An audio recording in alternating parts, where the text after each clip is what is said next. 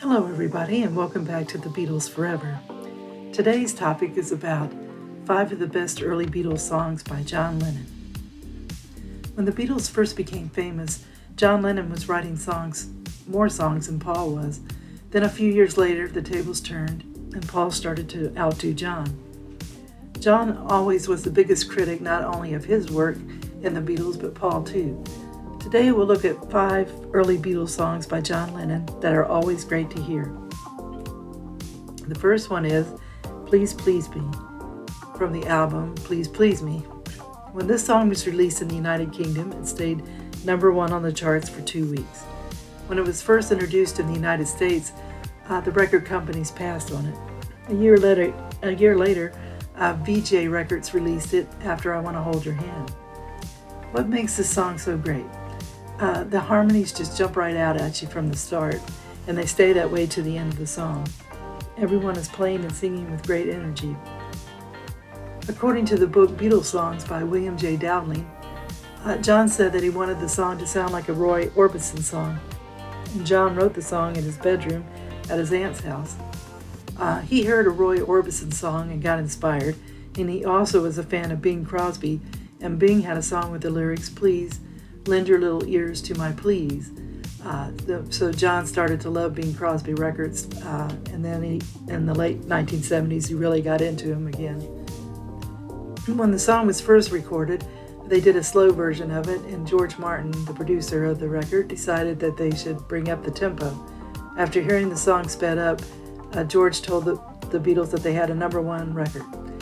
George Martin said in a 1985 interview that it was a superb record and a super tune. It sure is, George. Okay, next on the list is Not a Second Time. This song appeared on the album with the Beatles, and John said he was trying to write a song that was in the Smokey Robinson vein. George Martin plays a prominent piano throughout the song that gives it a smooth sound. The piano is always a great sound, and it works well throughout the song. John always sings a song and gives it his all. He's strong and soulful sounding. I like that his vocals are out in front on this one. He didn't like his voice, and in later recordings he tried to hide the sound of it, which was a mistake, because he has a beautiful voice. This song was critiqued by a music critic named William Mann for the Times, and according to the Beatles Bible Online, he stated, "Harmonic interest is typical of their quicker songs too, and one gets the impression that they think simultaneously of harmony and melody so firmly that they are the major tonic 7ths and 9ths built into their tunes, and the flat submediate key switches so natural is the Aeolian cadence at the end of Not a Second Time, the chord progression which ends Mahler's Song of the Earth." And just reading that, unless I guess you're really a music major, you wouldn't know what this guy was saying, and the Beatles didn't really know what to make of it either. John said he didn't know what to make of the praise. He said, really, it was just chords just like any other chords, and that was the first time someone had written anything about that about us. An interesting fact about the song is that George Harrison wasn't in on the recording. The song only had John on the acoustic guitar, Ringo on the drums, and George Martin on piano. I like the simplicity of the tune and how it was produced and performed, and John really knows how to write wonderful songs. Next we have If I Fell. This song appears on a Hard Day's Night album, and talk about harmonies. It's John and Paul harmonizing as well as their idols, the Everly Brothers. It's beautiful. John Lennon said about it that this is my first attempt to write a ballad proper.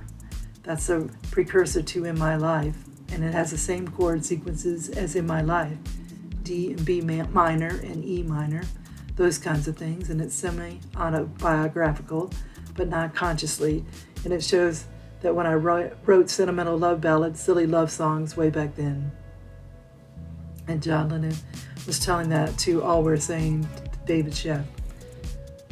John said it was a semi-autobiographical song, and I wonder who he wrote the song about. And Paul stated about the song, people tend to forget that John wrote some pretty nice ballads. People tend to think of him as an acerbic wit and aggressive and abrasive, but he did have a very warm side to him, which really he didn't like to show too much in case he got rejected. We wrote If I Fell together, but with the emphasis on John because he sang it. It was a nice harmony number, very much a ballad.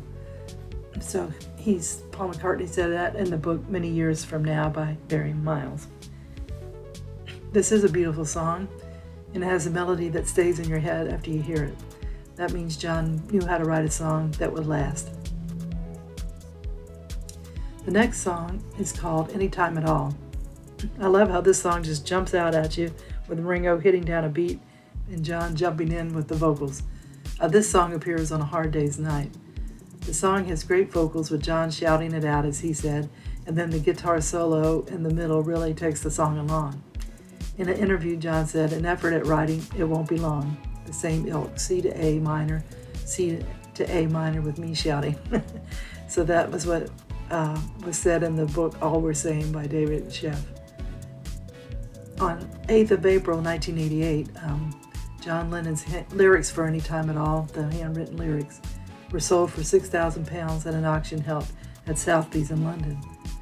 That's pretty impressive there. When John brought the song into the studio, it wasn't completed, but everyone got together and produced the song, another great song. Last song on the list is called There's a Place. This song came out from the album Please Please Me, and John wrote the song with Paul when they used to get together and create songs in the early years, and it was written at Paul's house. According to the Beatles Bible, There's a Place was co-written by John Lennon and Paul McCartney, and the latter's home at 24 Lith Road, Liverpool. It's based loosely upon the song Somewhere from the musical West Side Story, and Paul had a soundtrack album copy of it. In our case, the place was in the mind rather than the back of the stairs for a kiss and a cuddle. This was the difference with what we were writing. We were getting a bit more cerebral. We both sang it. I took the high harmony. John took the lower harmony or the melody. This was a nice thing because we didn't actually have to decide where the melody was till later when they boringly had to write it down for sheet music. And Paul McCartney said that in the book Many Years From Now by Barry Miles. It's a song that was part of their shows during 1963, and it's a good one because it displays the harmonies and it has a haunting harmonica sound going through it. John said it was an attempt at a sort of Motown black thing. It's a song where they sing with their hearts, and they really were looking to have fans like what they were creating, and they did, and they still do. The Beatles created sounds from their early days in which they were inspired by early rock and rollers, and also in the Motown sound. Later in their careers, they really experimented and created unique sounds all their own. I love this era of the music they created. John had asked one time to Paul McCartney, "Am I going to be remembered?" And McCartney told him, "John, listen to me. You're going to be so remembered. You're so blank great that there's no way that this disappears." Paul was so right, and I'm glad he got to reassure John, because today he's not forgotten and his songs are still being played. Thank you for tuning in to this episode of The Beatles Forever. I hope that you enjoyed it, and if you did, I hope you could give it a thumbs up or subscribe or both. And I hope everybody has been having a great day or had a great day, and tune in soon for another episode. Thank you. Bye.